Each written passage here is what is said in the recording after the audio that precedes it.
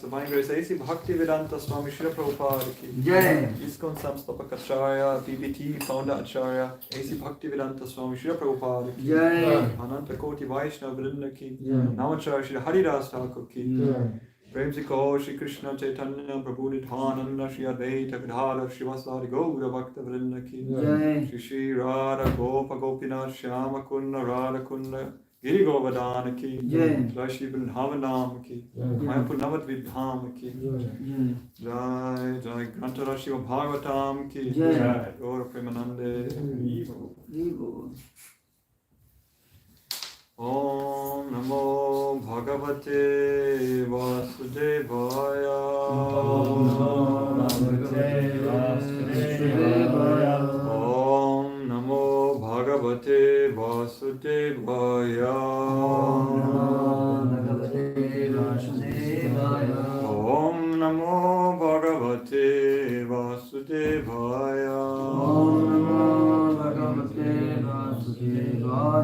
Narayanam Namaskritya Naram Chaiva Narottamam Devim Saraswatim Vyasam Sato Jayam Mudiraye Nasta Praeshu Apadreshu Nityam Bhagavata Sevaya Bhagati Utamashloke Bhaktir Bhavati Naishtaki. Before reciting the Srimad Bhagavatam, which is the very means of conquest, we're offering our respectful obeisances unto the Supreme Personality of Godhead, the supermost human being, Narayana Rishi, the goddess of learning, Mother Saraswati, and the compiler, Srila Vyasadeva. By regularly attending classes on the Srimad Bhagavatam and rendering service unto the pure devotees, everything that is inauspicious is completely, almost completely, annihilated from within the heart, and devotional service established as an irrevocable fact. We are reading from Srimad Bhagavatam, 9th canto, entitled Liberation, chapter 7, the descendants of King Mandata. In this chapter, the descendants of King Mandata are described, And in this connection, the histories of Purukucha and Harishchandra are also given. The most prominent son of Mandata was Ambarish. His son was Yanvanashva and Yauvanashva. Yauvanashva's son was Harita. These three personalities were the best in the dynasty of Mandata. Purukucha, another son of Mandata, married the sister of the snakes, Sarpagan, named Narmada. The son of Purukucha was Trasadasu, whose son was Anaranya. Anaranya's son was Harasya. Haryasva's son was Puruna. Puruna's son was Tribhandana, and Tribhandana's son was Satyavrata, also known as Trishanku. When Trishanku kidnapped the daughter of a Brahmana, his father cursed him for his sinful act, and Trishanku became a Chandala, worse than a Shudra. Later, by the influence of Vishwamitra, he was brought to the heavenly planets, but by the influence of the demigods he fell back downward. He was stopped in his fall, however, by the influence of Vishwamitra. The son of Trishanku was Harishchandra. Harishchandra once performed a Rajasuya Yajna, but Vishwamitra cunningly took all of Harishchandra's possession as a dakshina, contribution, and chastised Harishchandra in various ways. Because of this, a quarrel arose between Vishwamitra and Vasishtha. Harishchandra had no sons, but on the advice of Narad, he worshipped Varuna, and in this way got a son named Rohita. Harishchandra promised that Rohita would be used to perform a Varuna Yajna. Varuna reminded Harishchandra repeatedly about this yajna, but the king, because of affection for his son, gave various arguments to avoid sacrificing him. Thus time passed, and gradually the son grew up. To safeguard his life, the boy then took bow and arrows in hand and went to the forest. Meanwhile, at home, Harishchandra suffered from dropsy because of an attack from Varuna. When Rohita received the news that his father was suffering, he wanted to return to the capital, but King Indra prevented him from doing so. Following the instructions of Indra, Rohita lived in the forest for 6 years and then returned home. Rohita purchased Sunashepa, the second son of Ajigartha, and gave him to his father Harishchandra as the sacrificial animal. In this way, the sacrifice was performed. Varuna and the other demigods were pacified, and Harishchandra was freed from disease. In this sacrifice, Mitra was the Hota priest, Jamadagni was the Advaryu, Vasishta was the Brahma, and Ayasya was the Udgata. King Indra, being very satisfied by the sacrifice, gave Harishchandra a golden chariot, and Vishwamitra gave him transcendental knowledge.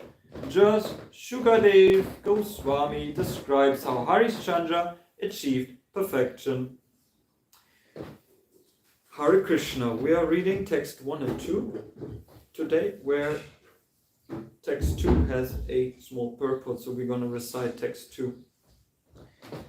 Shishuka uvacha mandata putra pravaro yo ambrisha prakrita Parimehena pravritto yavanashvastu tatshuta haritas tasya putra bhun mandata spravarahime. Shukadeva Goswami said, the most prominent amongst the sons of Mandata was he who was celebrated as Ambarish. Ambarish was accepted as son by his grandfather Yuvanasha. Ambarish's son was Yauvanasha, and Yauvanashva's son was Harita. In Mandata's dynasty, Ambarish, Harita, and Yauvanasha were very prominent. Text 2. Please repeat. Narmada, Bhradribhir, Data, Narmada Bhradribhir Data,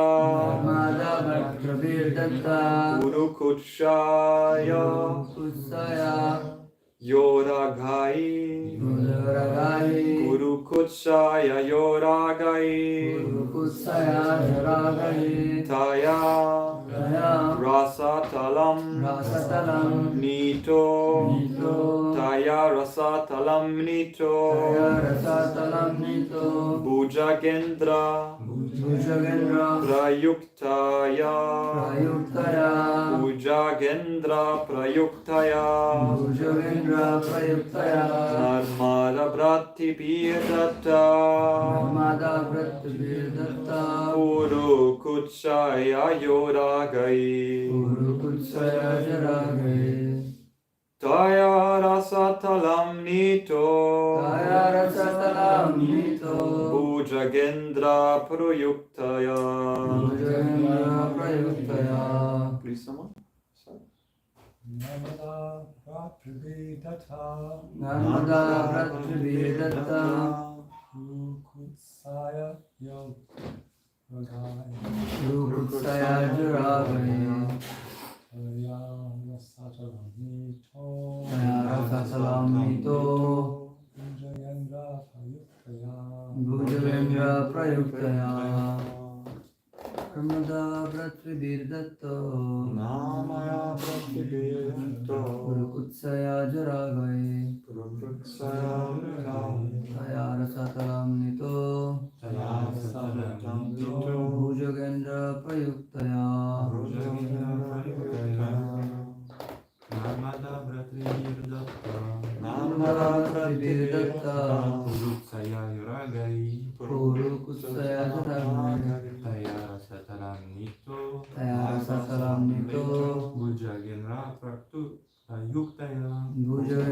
Prayuktaya. Vaishnavis? What to do?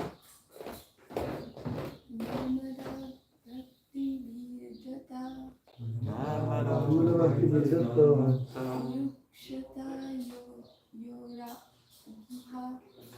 Kurukutshaya Yoragai, Taya Rasatalam Nito,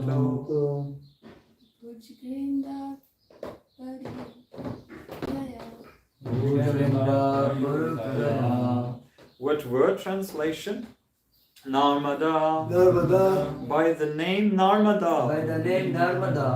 Bhratibhir. By her brothers. Datta was given in charity. Purukutsaya. Unto Purukutsa. Ya. He who. Uragai. By these serpents. Sarpagan. Taya. By her.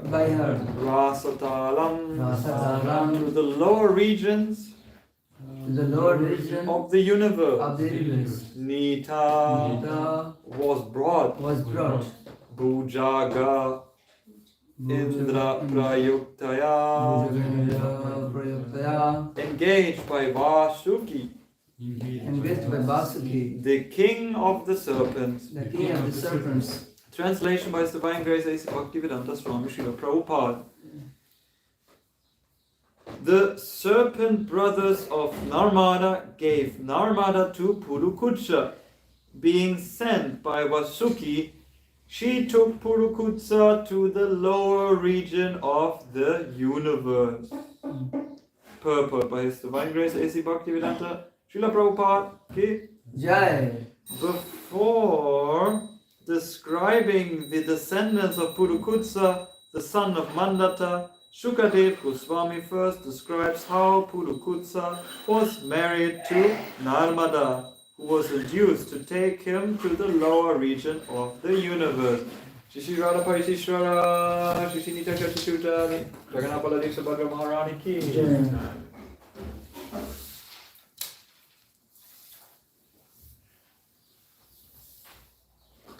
Amagyanatimirannasya Ganandana Shalakaya Shakshurum Militam Yena Tasmai Shri Gurave Namaha.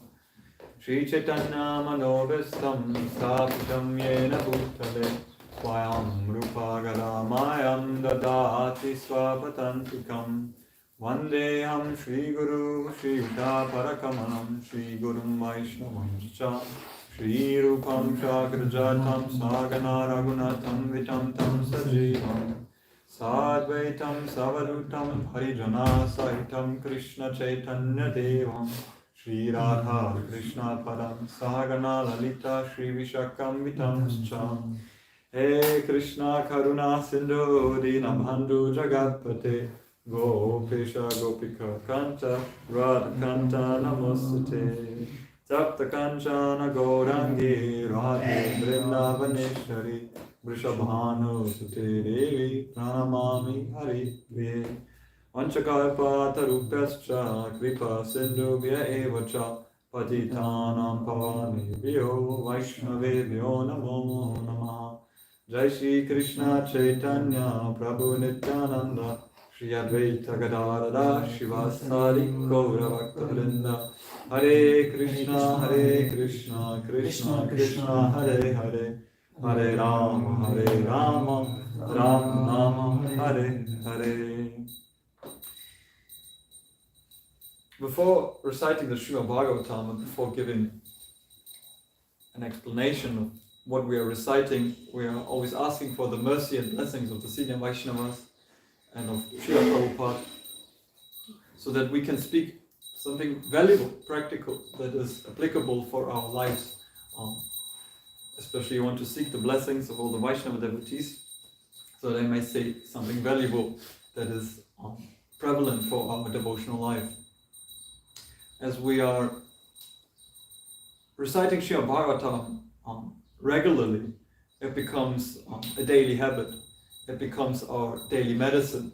And it leads us to what we read in the Bhagavatam as part of our process of realization is the tasting. In the first canto, it is prescribed that we should relish Srimad Bhagavatam.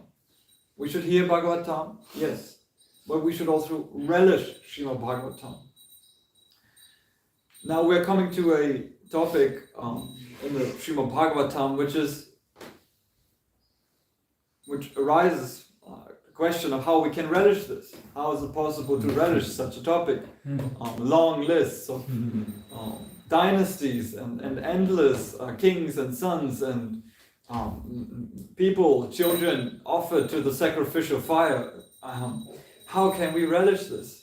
For our material conception, it might be inconceivable how this topic is A, relevant, and B, relishable for the common understanding of man. We understand that this canto was named by Srila Prabhupada Liberation, Mukti. So maybe let us first understand what does Mukti mean. How does Srila Prabhupada define Mukti? How does Srila Prabhupada define Mukti? Maybe you have a definition already prepared. I have one, but maybe you like to give one as well, because there might be different variations of definitions. Maybe you heard Srila Prabhupada say what is Mukti, or maybe you find a definition in the glossary back in the book. Please. I'm now ready for your input to hear from you what you think may mukti be. Now there's a famous verse that Prabhupada quote in Mukti. Yodo Shayanam Svarupena Yavastiti. Yeah. Yes. 210.1. 210.1. Very good. 210 something. 210.1 is describing the 10 topics of Srimad Bhagavatam. 210.6 maybe. We can look it up. Yeah, it's 210.6. 210.6. Yeah. Muktin in yata rupam zarupena vyavastiti. Very good. Liberation is the permanent separation of the form of the living entity after he gives up the changeable, gross, and subtle material bodies.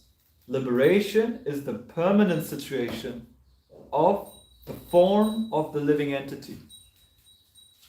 The permanent situation of the form of the living entity. That is mukti. In contrast to the changeable form that is here in this lifetime in the material world. It is similar to what Krishna explains in the Bhagavad Gita. Now Arjuna starts to lament about the body and the family relations. Krishna, he gives him a clue. The soul, Aishwaryavat, is unchangeable. It does not wither. It does not be burned. It is unwavering. It is constant. The soul is constant. That's the nature of the soul. Eternally Satchit Ananda Vigraha. And that process of getting there, receiving that form, that permanent form, that is called mukti. And now we are in this canto and we're working through the stories of the dynasties, the Somavamsa, and also Ambarish Maharaj, who's been chased, who's been cursed by Durvasa Muni, who had been chased by the Sudarshan Chakra, so that we can learn detachment from the changeable aspects of life, and that we can understand the permanent nature of Krishna. And understanding the permanent nature of Krishna means that we are actually working our way towards the 10th canto. And that is the purpose of this canto, and this is why we have to grind, endeavor and struggle through these very, very difficult lines of verses that are, for our conception, they might be somehow boring. If we will be reading this, but if we can see the eventual goal, this is like, oh, why would we come to Mangala Artik every day? Every day the same thing. Oh, chant this prayer, sit down, chant that prayer, get up again, dance, walk in a circle. And then it might seem, for the mundane mind, it seemed like something stagnant. But for the spiritual heart, it is absolutely enlivening to sing about Krishna, to work our way out of the sleeping bag. Swayam Bhagavan Keshav Maharaj, he would say, what's the most difficult way that we have to take in our lives? Most difficult way is to get out of the sleeping bag and get into the shower. So that is the most difficult endeavor every single morning, getting out of the sleeping bag, into the shower, especially in the winter. It's an austerity, but that's what we are here for. Beginning of creation, Brahma, what did he hear? 2 times he heard? Tapa. So this is what we are meant to do, this is what we are meant to be in this tapasya. But of course it should be relishable also that we have tapasya for Krishna. So we wake up every morning, we proceed through the morning program, and Prabhupada promises that this is this safe way of being situated in liberation and samadhi all the time, not just that now we're situated there and then we get out of here and it's all finished. It's a permanent situation. Mangala Artik is going on constantly. As we remember Krishna, we can remember this process of Every day we have to chant our rounds. Every day we have to remember Krishna and the four regulative principles. And thus the mind becomes purified, and thus the egoistic principle and the intelligence, they become steady, and they become fixed in Krishna consciousness. Naham vipro nacha narapati napi vaishya nashuri aham varani nacha griyapati novanastu yativa kintu probhya nikila paramana annaponam radapte gopi bhartu parakamalaya dasa anudasa. And we learn through this process every morning, waking up, to be a servant of Krishna. The first thing we do, we learn in the Bhakta course, we get up out of bed, offer our prayers to the spiritual master. That is very nice, because then we can identify immediately with, I am not this changing body, I am not this elusive nature of the temporary world, but I'm actually eternally a servant of my spiritual master, and eternally I'm a servant of Krishna. And that is going through the practice, through the habit that we develop, we are going towards liberation. And it's a gradual process until the end of our life. Until the end of our life, because what does it mean then? Antakale chamammeva smaran mukva kalevaram ya prayati samadbhavam yati nashtyatar samsaya. Krishna promises that at the very end of our life, there is remembrance. We remember Krishna, we attain his nature. That is the promise Krishna gives in the 8th chapter of Bhagavad Gita. So this is what we're working on every day. Wake up, get our sleeping bag, walk to the shower, get a cold shower, put on tilak, dhoti, all these things to be nicely presentable for Krishna, who is very happy to see us. When we come in the morning, oh, Krishna is so happy to see us. He had made all the endeavor just to come to wake me up, just to see me nicely here in this wonderful, wonderful temple room. It's just like Vaikuntha, and we can serve Krishna by looking at his deity form, by offering nice songs and dance, and Krishna is so much pleased with us. And we do this tapasya, and the tapasya more and more becomes relishable.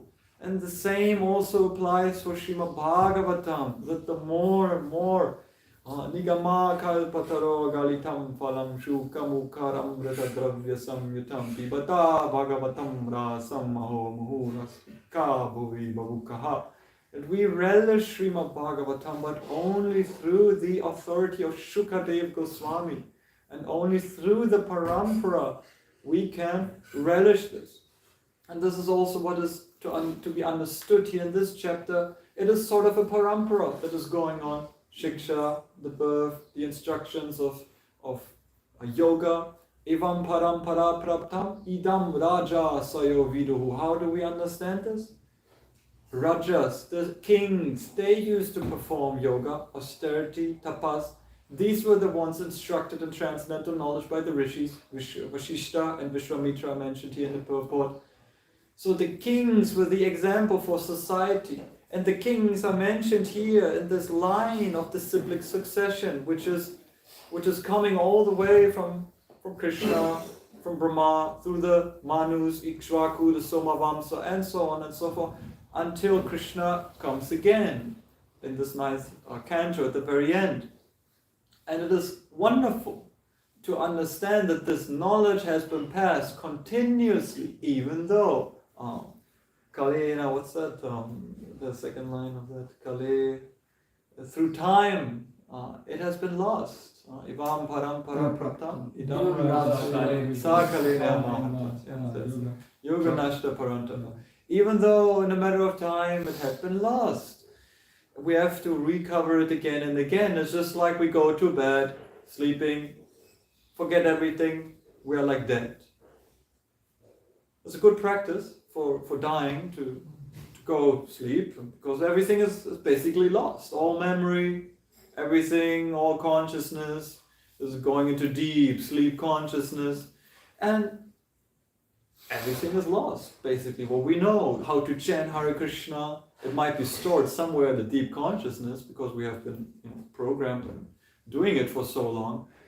But it's similar to the knowledge has been passed down again and again, it was just lost. Like we lose all the practical things in the sleep. But then we wake up again and we have to remind ourselves, Aratri, this is the end of night, but it's very auspicious, Mangala. It's very auspicious to come to the program in the morning too. Remind ourselves of the light of knowledge of Krishna. Raja Vidya, Raja Guyam, it's right there. It's a great mystery, but it's there. And we can be, again, seeing from out of the forgetfulness, the remembrance and the light of knowledge, which is also Krishna. Sarvasya Chaham Release Aniyustu. And that is very nice. But Krishna, he gives us forgetfulness sometimes to get higher understanding. And sometimes we remember and then we know. That is also Krishna, then we forget again. So that is, through the line here of the kings, we understand that in those times, yes, the kings had knowledge. And of course, this is the problem in nowadays society, that ruling kings, I was just reading something of the king of Mysore in India. Okay, still prevalent, there are kings around, and they're pretty pious and God conscious, okay.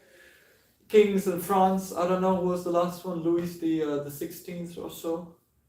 He had a pretty bitter end. It wasn't that nice.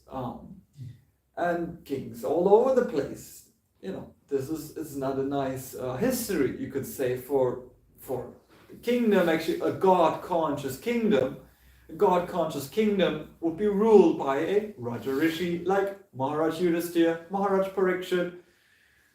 And the God-conscious ruler, he would be encouraging devotees to go on the streets to chant Hare Krishna. Nowadays, Kali Yuga, Prayanalpayusha Shapya Kalo Asmin Yuge Jana Manna Sumanna Matayo Manna Bhagyahi Upadruta. People are completely disturbed. People are completely misguided. And thus, they're sending us away. They're sending the dogs and the police to us. And it's like, you cannot sing here. This is forbidden. You have to have authorization. And this is the ridicule of Kali Yuga. This is the complete adversity of what is actually meant to be. So the pious ruler, he would encourage the Brahmins to do yajna. He would give charity, cows, land, gold, everything to the Brahmins. The Brahmins would be the head of society. They would be ruling. So now it's completely twisted up. And the Brahmins, they're being persecuted, they're being imprisoned, and so on and so forth, if there are any Brahmins left. Because in this age of Kali, it's basically, Jayate, Jamana, Shudra. Everybody is born Shudra. In this age of Kali, we're all Shudras. But through samskara, bhavat dvija, through reformatory processes, we can reform ourselves. And these Gavadana, Samskara, Vivaha, Samskara, Jatakarma, Upanayinam, all these samskaras, there's 16 of them. We can reform the human life. And reforming the human life is basically done by chanting Hare Krishna, by coming to the regular program that is done here, because every morning, Mangalartik, every day, Tulsi Puja, Guru Puja, Srimad Bhagavatam class, that's samskara. That will stay. It is like an imprint in the mind. Samskara means an imprint that will last until the end of our lives. This samsara, consciousness, it will all turn around. It will play again, the whole lifetime will play up again. And then at that moment, we see Jagannath. We see Jagannath on the Rath or on the altar. It is said that especially on the Ratha Yatra, we see Jagannath, then the whole process of the samsara of birth and rebirth again and again, it stops immediately. And by the mercy of Jagannath, by the mercy of Nitya Shachishuta and Radha Parisisvara, we are being transferred to that position of mukti, to attain the permanent body. And what does that mean? It means basically we are attaining a spiritual body. Through the spiritual practice, we are leaving behind that changeable, and we are attaining that permanent body. Now, People go to Kumbh Mela, to Trisangam, people go to the holy places of pilgrimage just to enhance that process, just to attain mukti. But for us, it's a stepping stone. It is good, but it is not the ultimate goal for us. Dharmasya hyapavargasya narta narti upakalpate nartasya dharmaktasya kama lobha smrtaha savai pumsa paro dhamo yato bhakti radakshaji ahaitukiya pratiyata yayatma suprasidati. The ultimate goal is to attain loving service to Sri Krishna. That is the goal that we are aspiring for. And this is also our dharma, samsiddhiye haritoshanam. Of all the varnashrama dharma, pumbiyat vijasheshta, varnashrama vibhagashaha, swanustitasya dharmasya, samsiddhir haritoshanam. It's just to please Krishna, samsiddhiye haritoshanam. Just to please Krishna, that is our fulfillment of our dharma, of our occupational duty. And of course, the prime dharma of this age, Yuga dharma, is Harinama Sankirtan. Itanya Vidyamananam, Ichatam Makato Bayam, Yoginam Nirpanenitam, Harinama Anikirtanam. That is the Yuga dharma. It is the doubtless and fearless way of success for all living entities. The constant chanting of Hare Krishna along the lines of the authorities. So through Srimad Bhagavatam, we basically learn to chant Hare Krishna. After 12 cantos, we can say, yes, now I know how to chant Hare Krishna. And that is very nice, that we learn to chant better and more, and with deeper absorption and attachment, just by proper hearing. Because first we have to hear Shravanam, Kirtanam, Vishnu, Smaranam. So we hear all of this from Srimad Bhagavatam, Chaitanya Charitamrita, Bhagavad Gita. We keep hearing. And through the hearing process, Shushosho Sharadhanasya, Vasudeva Katha Ruchi, the taste develops for Vasudev Katha, for the name of Vasudev. And then through this hearing process, the heart becomes cleansed. Syamahasivaya Vipro, by rendering service to the pure devotees. Shinmatang Swakata Krishna Punya Shravana Kirtana Hridi Antasto Hyabhadrani. The heart becomes cleansed. And how does that work is beautifully described in the second canto. That Krishna, he enters as the super soul. By hearing Srimad Bhagavatam, he enters through the ear. And he sits on the loving relationship. He sits right there in the heart on the loving relationship that we have developed. And the super soul described, second canto, very beautiful. It's about 8 inches. It's very beautifully dressed. His long locks, black oily hair, Kastoba jewel, his eyes are like lotuses. It's a wonderful form. And this beautiful super soul sits on the lotus of our loving relationship and cleanses all the dust of material association, lust, anger, greed, tadara, justamo, bhavo. All the influence of rajas and tamas are being cleansed away just by hearing. And through proper hearing, Krishna is present, and we can worship him by kirtanam, by glorifying him again and again and again. Satatam kirtayantumam. And this is why we come every morning to glorify Krishna. This is why we sing for Krishna in the morning program. This is why we do service for the most beloved devotees of Krishna like Srila Prabhupada. This is why we sing to glorify the Vaishnavas, the most dear associates of Sri Krishna. And this all has a transformative effect on the heart. It acts just like the autumnal rain on the muddy pools of water.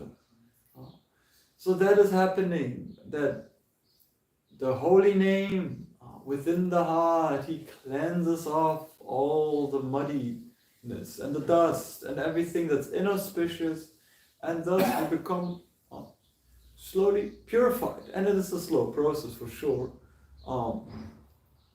The other time there came the question of, why are we not yet liberated?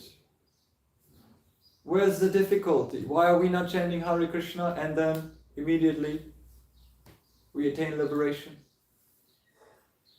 Why is it so slow that constantly we have to do it?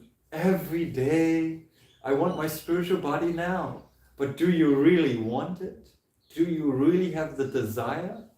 Is your desire so strong that you really want to attain the spiritual body and play with Krishna, see Krishna face to face and shake hands with Krishna?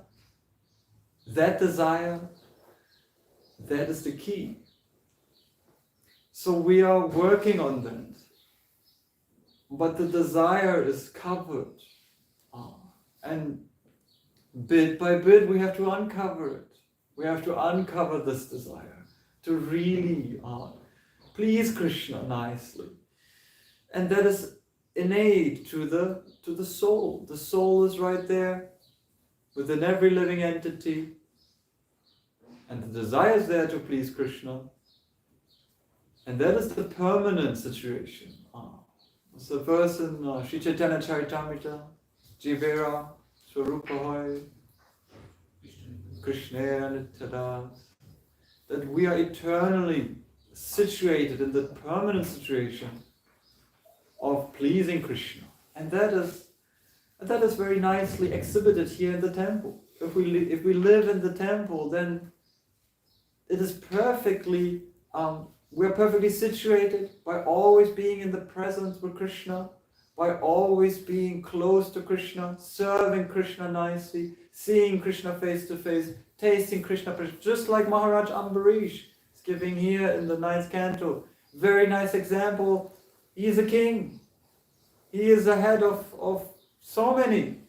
But he is taking his time to live with Krishna, to worship Krishna, to taste the tulasi leaves that have been offered to Krishna's lotus feet.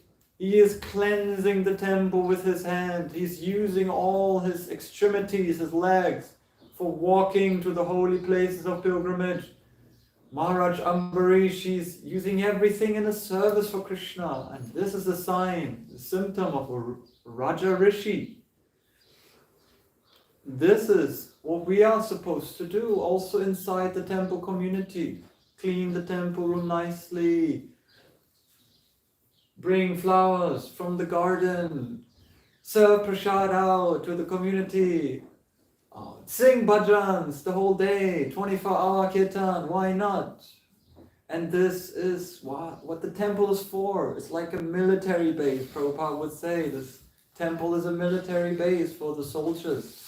To perform Hari Katha and to do Sankirtana. And Sankirtana starts in the temple.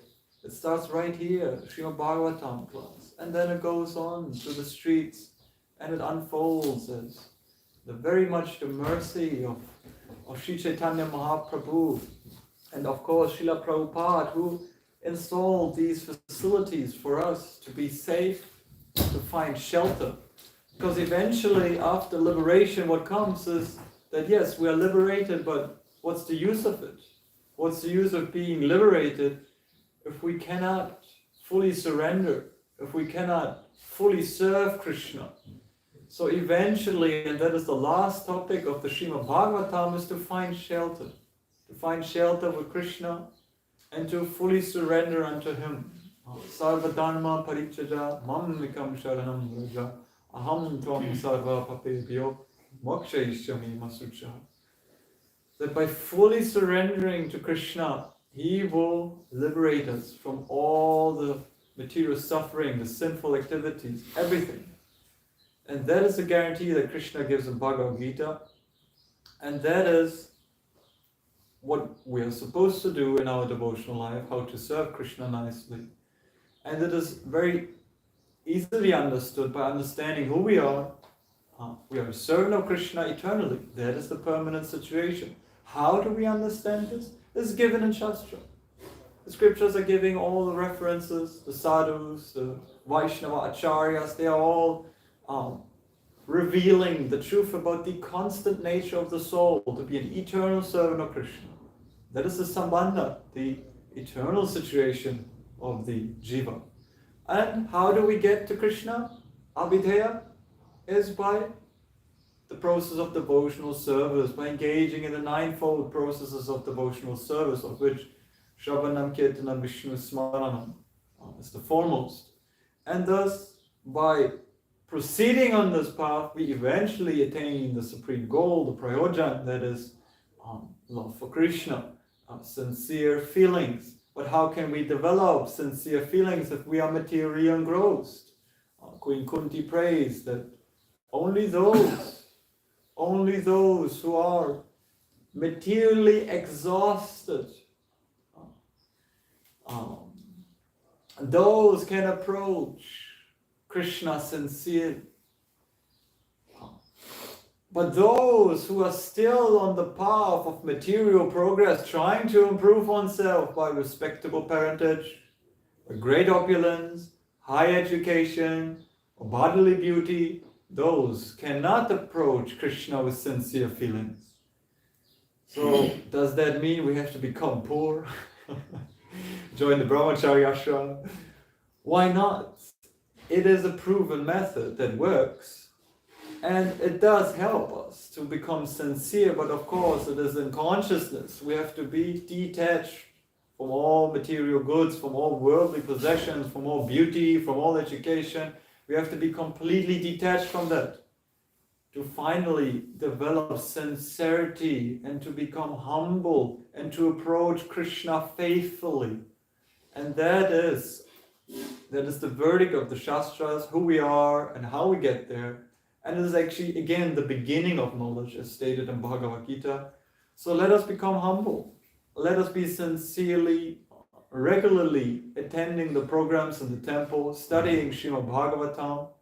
Let us all pray faithfully to the Lord, that we be always engaged in His service. That, yes, liberation is very nice, but that we just want devotional service. Let us pray for that, so that we can be always engaged in the service of Krishna, and that we can render service to the mission of Srila Prabhupada, who has given us an eternal shelter, not just this lifetime, but eternally. We're finding shelter under the lotus feet of Srila Prabhupada, Janme Janme Prabhu Se, who's our eternal master, birth after birth. And by the mercy of the spiritual master, by the words emanating from his lotus mouth, we can cross that ocean of nescience. At the end of our life, let us remember that we are eternal servants of Krishna, and that we be always engaged in the service of Shri Shri Radha Parisisvara Mandir and Jagannath Balari Subhadra. Shri Prabhupada ki Jai! Any comments, questions, doubts? Towards the starting of the class, you gave a definition of mukti. Could you please repeat that? Yes, it is the verse that was given by Nandana Prabhu in 210.6. 210.6.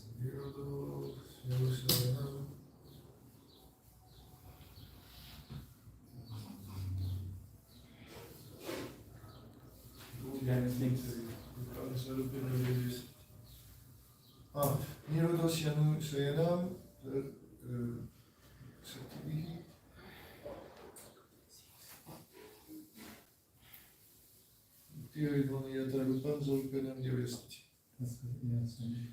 Nirodoshyanu Sayanam Sahashaktivihi.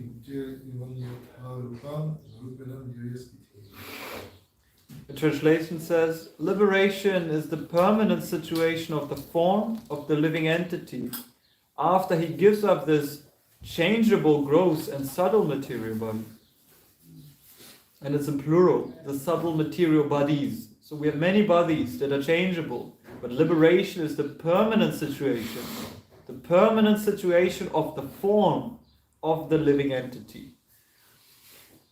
Prabhupada writes in the purport, and one who is fortunate enough to get this information through transcendental literatures like Srimad Bhagavatam, becomes permanently liberated to occupy his place in the kingdom of God.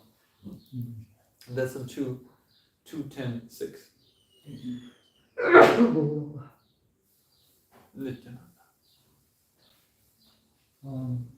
You're mentioning about us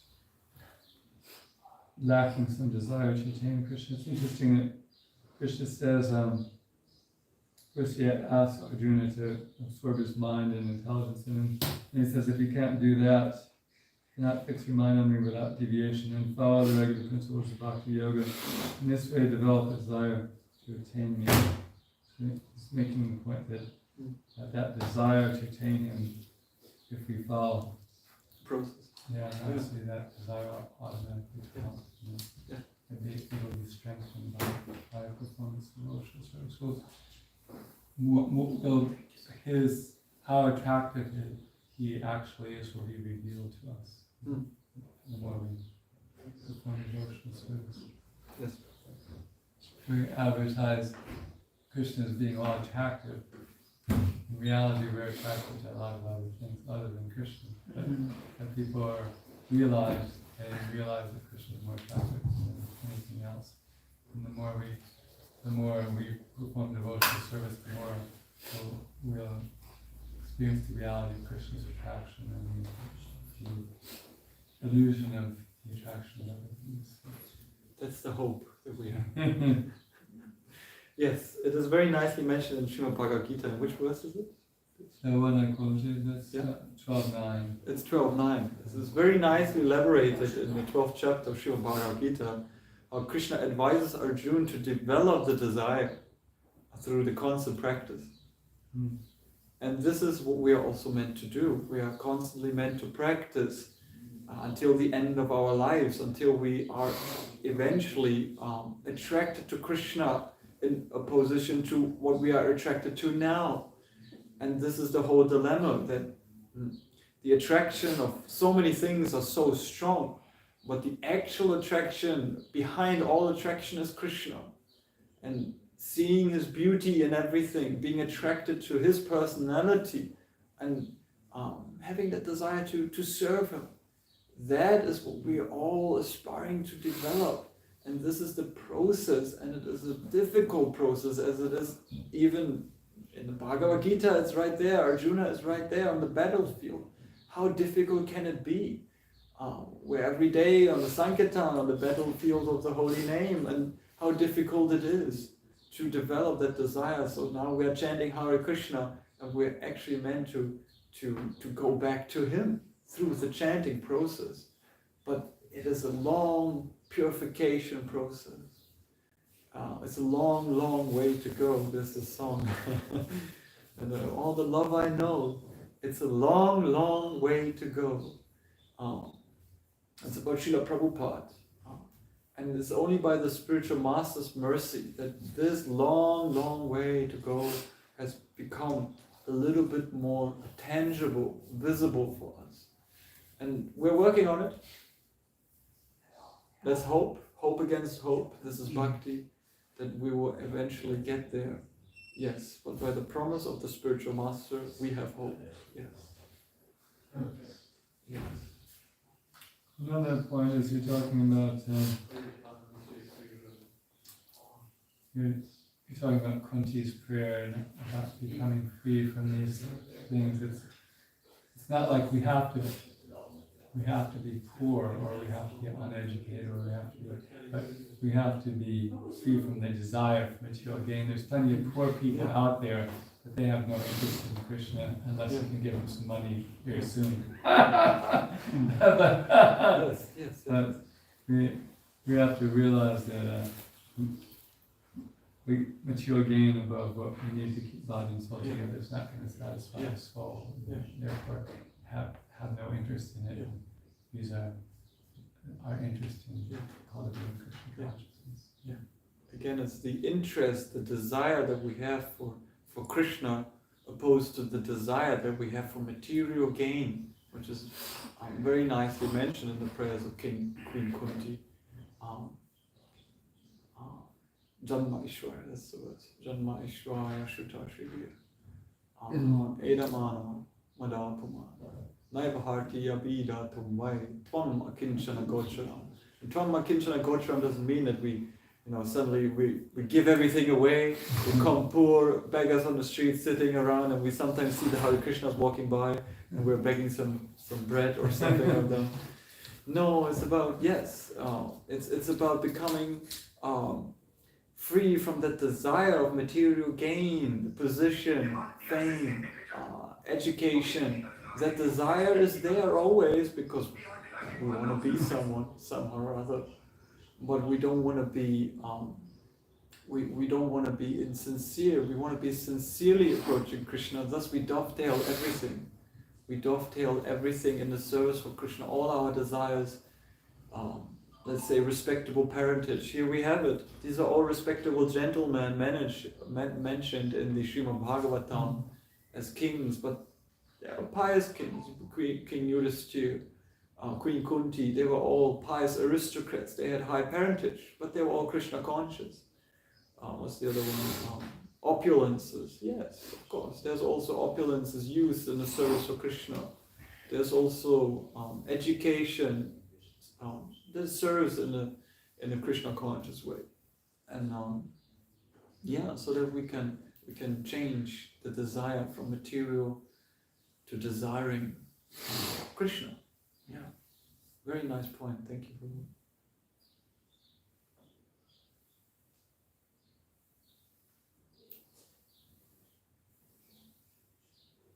Priyamai, Naratamfulu, you have anything? Trying to be happy. So, okay, everything clear? So far, so good? I have a very little question. Yes, please.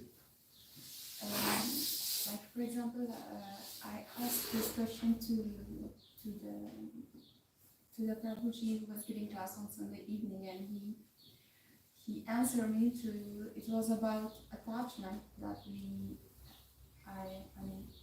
have, like I'm talking about myself, like normally we do have certain attachments from our family or from our, and I was asking him whether it's a good idea to try to practice to give up these attachments, because of course it takes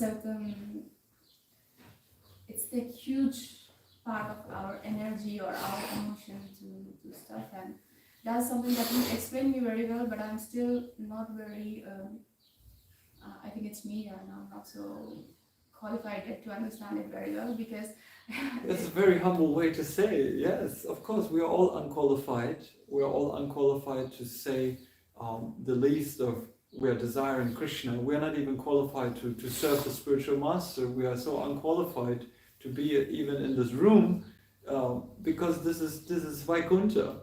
Srila Prabhupada is here, the deities are here. We are completely dismantled in our bodily constitution, in our situation, born in a body like that. But it is at least that we have a chance, a second chance again. Krishna gives us again and again the chance to recover that insufficiency and to qualify ourselves. In the morning we pray to Tulasi Devi, for example. We pray to Tulasi, Seva Adhikar. We just want a little bit of adhikar, a little bit of qualification to serve Krishna. And that qualification to serve Krishna is given only by mercy of the spiritual master and by the mercy of Krishna. That mercy we have to rely on. We have to beg for it, we have to eat it, we have to ask for it, we have to, we have to collect it. Sometimes we have to collect the mercy everywhere we can find it. And in the beginning, of course, it is very much difficult because attachment is so strong. And that is okay. Let's say we have attachment for the family. Let's say, okay, I have a mother at home, or children, or brother, or father, or uncles, or whoever, friends, whatever. We have family, friends at home, and we're coming to the temple, and we're hearing all this exalted philosophy, and it sounds like, directly we can go back to Krishna and dance with him and chant with him. But then we're coming back home, and we are going to our parents to tell them everything wonderful we have heard about Krishna. And then we might have a culture shock or a Krishna culture shock that the attachment to the family is somehow a little bit different than the attachment that we have to Krishna. But the desire should be the same, intention should be similar, as we should be serving. We should be serving Krishna in the temple. We should be serving the parents at home. So the desire is there. The intention is the same. But how we use it. And then attachment can be wonderful. The family, they come to the temple, they take prasad. All your friends, they become Krishna conscious, they are intrigued, taking books, reading about Krishna. And let me tell you from personal experience, the more and more we qualify, the more and more the attachment becomes also purified, meaning spiritualized. Prabhupada would use the word Krishnaized. Our attachment becomes Krishnaized. Yeah, and that's good. This is the most best attachment we can have. Krishnaized attachment. Yeah. Is that okay? Is that something hopeful for you to consider? Yes? Okay. Good. Srimad Grantara Srimad Ki Jai. Srila Prabhupada ki Jai. Gaura Bhakta Vrinda ki Jai. Prabhu ki Jai.